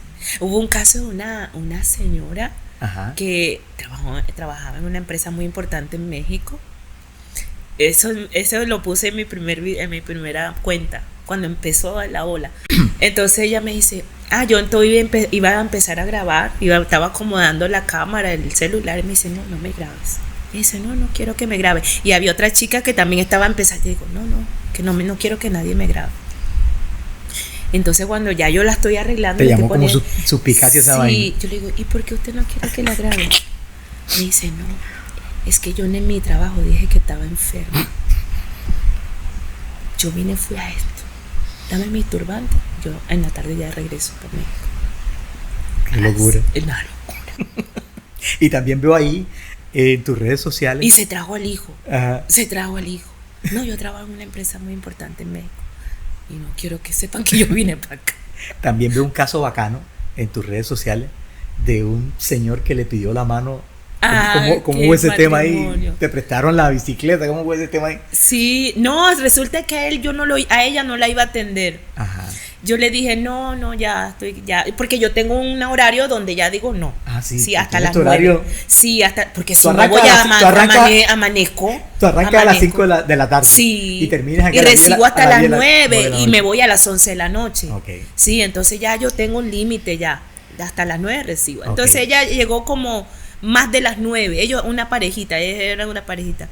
Y ya los que me acompañan ahí, que trabajan conmigo, le dijeron que no, que ya yo ya había dicho que no sé qué. Entonces el muchacho se me hace, ¿a quién fue? No, que me dijeron a mí. O sea, ellos le habían hablado con la chica que me ayuda, pero no habían hablado conmigo. Entonces, por favor, como saben que a mí me ablandan el corazón, entonces, por favor, atiéndanos, que no sé qué, que por favor. Pero lo de la piedra de mano, él no me había dicho nada. No me había dicho nada. Entonces yo la atiendo, qué sé yo, y cuando ella está montada en la bicicleta es que él saca la niña. No, y usted me había dicho que no, y yo había querido que fuera así cuando ella se tomara, se pusiera su turbante, que no sé qué. O sea, a ella yo no la iba a atender, él fue el que insistió para que yo la atendiera. Por favor, atiéndala, por favor, que yo la traje para esto. Yo la traje ¿Y aquí. ¿Y tuviste el show ese? ¿Lo viste ahí? Sí. Qué bonito. Sí, qué a bonito. todos nos agarró de sorpresa, ninguno esperaba eso, o sea, nos tocó como de sorpresa. Porque él sabía que ella era fan mía. No, ella es fan suya, ella quería que yo la trajera aquí a ponerle su moño. Y eso era un regalo que yo le quería hacer a ella, traerla para acá. ¿Otro episodio que te acuerdes así, que te haya marcado en tu...? Una señora que dejó ir el avión porque yo no le puse el moño. ¿La dejó el avión? Dijo, no, yo no me voy. Hasta que me pongas el moño. Las amigas la dejaron y se fueron. Se fueron las amigas. Para el aeropuerto. Y se fueron. Y ella dijo, no, yo no me voy. Yo tengo que ir donde Roa que me ponga el moño. Porque mi hija me dijo que no regresara sin ese moño. Coño. Qué vaina bacana. Sí. Y todos los días te llenas de historias, ¿eh? Sí, no, la cantidad de historias. No, de verdad que puedo hacer no sé cuántos libros de todas las historias que esa mujer me cuenta. Pero ahora quiero que me cuentes la historia de Luisiana, que te la sabes. De los moños, ¿por qué esos moños de los negros, las esclavas? Ese tema es lindo. Y quiero que por ti misma, que eres la fabricante, la emprendedora de eso, nos cuentes a nosotros sobre ese tema. Mira, Pedro, yo cuando me ponía mis turbantes yo no sabía nada de la historia, yo me lo ponía porque me gustaba. Okay. Porque como te digo, en Venezuela nadie usa esto, no usaba turbante. Yo llamaba la atención por eso, porque por mi vestimenta y por el turbante. Cuando yo llego a Cartagena, ya yo como que me despierta eso de saber de mis orígenes, de la historia de los negros, de los esclavos, todas esas cosas. Cuando yo empiezo a buscar en la historia, empiezo a ver todo lo que significó para nosotros esa historia. Yo hice, se puede decir un ritual. Sí, yo hice como una especie de ritual cuando yo vi lo que había pasado aquí en Cartagena. Yo me fui a la orilla de la playa, yo me arrodillé y pedí perdón por todo el dolor ocasionado en esta tierra. Y yo dije, yo me prometí a mí misma, que esa historia iba a ser cambiada. ¿Sí? Okay. Que ese turbante que en una época representó el dolor iba a ser cambiado. ¿Sí? Okay. Cuando yo vi para qué y por qué las ancestras usaban el turbante. ¿Sí? Entonces,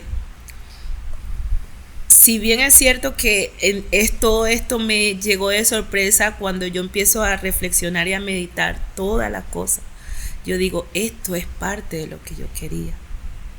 Que a esto que nosotras nos obligaban a usar o que usábamos para un fin determinado, pues se haya transformado en algo tan significativo para Cartagena, tan importante para nuestra ancestra, porque siento que es una manera de honrar a mis ancestras. Esa es mi manera de honrarlas. Okay. A todas esas mujeres que fueron parte de esa liberación de los esclavos, porque las mujeres también fueron parte de esa liberación. Así es. ¿Sí? Entonces, en la historia de la esclavitud negra fue diferente en el norte como fue diferente acá. ¿Sí? Pero fue una historia de dolor. En el norte fue mucho más marcada porque fue hace muy poco que firmaron el acta para abolir el racismo y la esclavitud en Estados Unidos. Pero en Estados Unidos pienso que fue más prolongado la crueldad, y de hecho todavía se vive eso, ¿no? Entonces, en Luisiana, en las épocas de esclavitud, hay muchas historias que se cuelgan de un lado, del otro, uno escucha. Dicen que en la época de la esclavitud, pues... Por allá por 1786. Eso, en la época de esclavitud, pues ese arte por las manos que tenían las negras de hacerse figuras y hacerse... Porque nuestro cabello da para todo. Total. Nuestro cabello da para hacer de todo. Entonces ellos se hacían sus trenzas. Y dicen que y eso también despertaba el interés de los hombres también. Esa curiosidad de nuestro cabello también, ¿sí? Entonces, muchas de las dueñas de las esclavas, pues sentían envidia de eso y las obligaban a raparse. Okay. O sea, las patronas. Sí, las obligaban a raparse. Entonces, ellas se envolvían, se tapaban la calvicie porque les daba pena. Con sus turbantes. Sí. En esa época no se llamaba turbante, era un trapo. Un trapo. Porque ellos ni ropa tenían. Ellos me imagino que agarraban cualquier cosa y se lo amarraban. O de la misma falda cortaban algo y se lo amarraban para taparse. Inclusive les servían para cargar cosas. Eso. Ellos usaban, como usan nuestras palenqueras ahorita para cargar sus frutas. Yo me imagino que esto hace como una especie de amortiguación para protegerse la cervical y para poder soportar el peso, porque muchas veces ellas iban a los ríos a lavar o iban a sitios y tenían que traer esa ropa mojada, pesada, y se las ponían en su cabeza. Okay. Y ellos tenían que, y aparte que las poncheras eran de metal. Okay. Eran de metal, ahorita es de plástico, pero antes eran de metal. Y ellas tenían que cargar eso en su cabeza. Entonces ellas usaban eso también para amortiguar el peso, para poder soportar el peso. Ellos nada que ver con esta coquetería que hoy en día. Ellos lo usaban también para no era de lujo. No era de lujo. Era un símbolo de esclavitud. Era un símbolo de la esclavitud. Y entonces vamos a la historia de acá, de los negros de acá, y también la historia dice que también esa habilidad que tenían las negras para hacer las trenzas, pues dicen que también ellos hacían, dentro de las trenzas metían semillas. Okay. Metían las semillas dentro de las trenzas, metían oro, Cuando iban a sacar oro, metían pepitas de oro dentro del cabello. Ok. ¿Sí? Se tapaban con el turbante. O sea, el turbante les permitía guardar cosas, Ok. ¿sí? Escondidas de sus patrones, ¿sí? Dicen que ellas mapeaban sus cabezas. Era como un Google Map. Por ahí, por aquí van a pasar, por acá van acá, por acá van a los quilombos, por acá. Era como una especie de mapa que ellos dibujaban con las trenzas, ¿sí? Entonces, sí, entonces también yo siento que nuestras ancestras formaron parte muy importante de toda esa liberación y toda esa revolución de los negros esclavos, ¿sí? Entonces, lo que en un momento significó un símbolo de esclavitud, de dolor y de todo lo que significó, pues ahora está reivindicado como una corona, ¿sí? Ya no, sino que una corona que se pone. De hecho, el estilo, eslogan tuyo. Sí, coronando ando, sí. Entonces, para coronar todas estas reinas que vienen a la ciudad de Cartagena, sí, a encontrarse contigo. Sí. Las coronas con sí, con tus manualidades. Sí. Ajá. Sí, sí. De hecho, cuando yo empiezo a investigar el asunto de los turbantes y ver la historia, pues hay el amarrado que yo siempre usaba. Se llama corona. Ok. Este es el amarrado de la corona, porque parece una corona. Ok. Tal tiene de otro que haces como con una flor. Ajá. Ese es otro. Ese es otro que surgió de tantas cosas que a mí me surgen. O sea, tú tienes varias maneras de amarrar. Y la persona ya va donde ti a decirte, necesito que me hagas la corona o necesito que me hagas la flor. No, lo que pasa es que... O lo dejan a tu libre. No, lo que pasa es que nosotras las mujeres actuamos por espejo. Lo que le vemos a la otra es lo que queremos, ¿sí? Entonces todas quieren verse como la otra que vieron en TikTok. Y quieren que yo las peine como la que peiné, la que vieron en TikTok. Okay. Sí, entonces... Te lo muestran hasta... quiero que me hagas este. Ajá, entonces todas me piden que les haga el moño, okay, que les recoja su pelo y les haga el moño. Bacanísimo, sí, bacanísimo. Yo tengo unas palabras bacanas que tú mencionaste en alguna oportunidad sobre el tema que acabamos de hablar. Y es lo de Luisiana, de las esclavas. Ajá. Y hay unas palabras claves sobre todo este mundo que tú andas, que es identidad, resistencia, empoderamiento, sabiduría, libertad y respeto. Ajá. Me encantaron todas esas palabras, ¿sabes? Sí. O sea, todo lo que reúne, sí, ese tema de lo que usaban las esclavas en ese tiempo, sí, para cargar y para andar en sus cabezas. Sí. Bacanísimo. Sí. Bacanísimo. Mira, sí, nosotros tenemos una pregunta bacana en nuestro programa. Y esta te la tengo que hacer a ti obligatoriamente, y es, quiero que me le dejes, para terminar el programa, una reflexión, un consejo de vida para esas personas emprendedoras que están arrancando la vida, que quieren hacer algo en su vida. Quiero que me le dejes un consejo, y ese consejo basado en tus experiencias. Un consejo basado en mis experiencias. Creo que definitivamente esto que yo estoy viviendo ahorita ha sido sembrado de años atrás, porque en algo sí creo que me puedo decir es que siempre quise conocer y saber. Definitivamente, para uno poder transformar, si ustedes pueden decirlo, puede ser en lo económico, que es lo que más ve la gente, lo que más la gente está, ¿verdad? Okay. Quiere solucionar el tema económico, sobre todo aquí en Cartagena. Es esto, el cambio de mentalidad. Okay. El cambio. Yo estoy trabajando con jóvenes.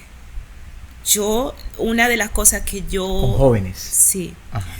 Que una de las cosas que yo también pedía y anhelaba era poder dar empleo. Porque yo sé que en Cartagena hay escasez de empleo. Y una manera de bendecir a mi ciudad es eso, generando empleo, sobre todo a los jóvenes. Pero ¿qué pasa? Que para que los jóvenes de Cartagena, sobre todo, puedan surgir, puedan llegar a donde quieran llegar, tiene que haber un cambio de mentalidad. Tiene que haber un cambio de mentalidad, tiene que desde temprano empezar a ser disciplinado. Dejar esos temas de la rumba, de la tomadera, de la cosa, de las drogas. Creo que eso no les va a aportar absolutamente nada, sino pérdida de tiempo, pérdida de energía, el tiempo que hoy en día está muy escaso. Y corriendo rápido. Y corre muy rápido.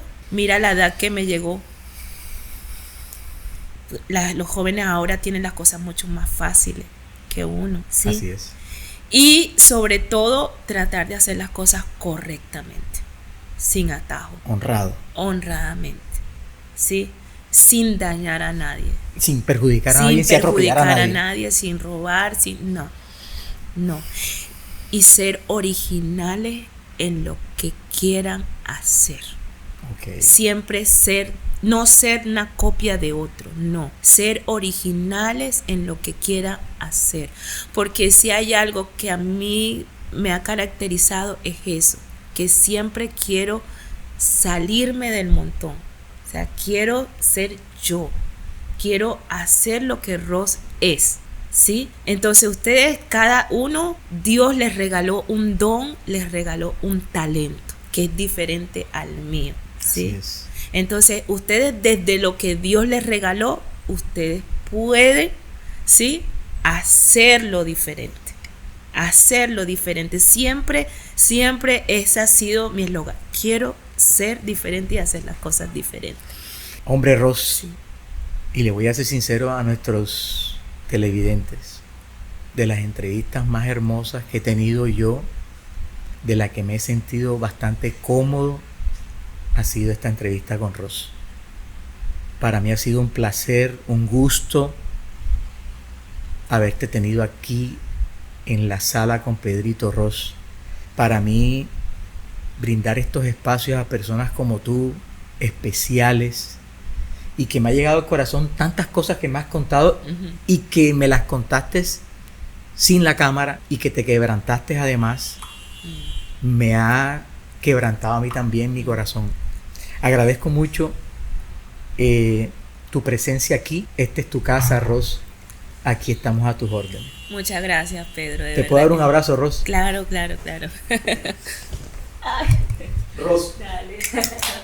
Muchas gracias por haber estado aquí con nosotros. No, muchas gracias a ti. Mucho tu visita. Muchas gracias. A ustedes muchas gracias por estar en su podcast En la Casa con Pedrito. Estuvimos con Rosemary Medrano Romero. Un abrazo para todos. Hasta el próximo programa. Chao. Bye. Es de arroz que bacano.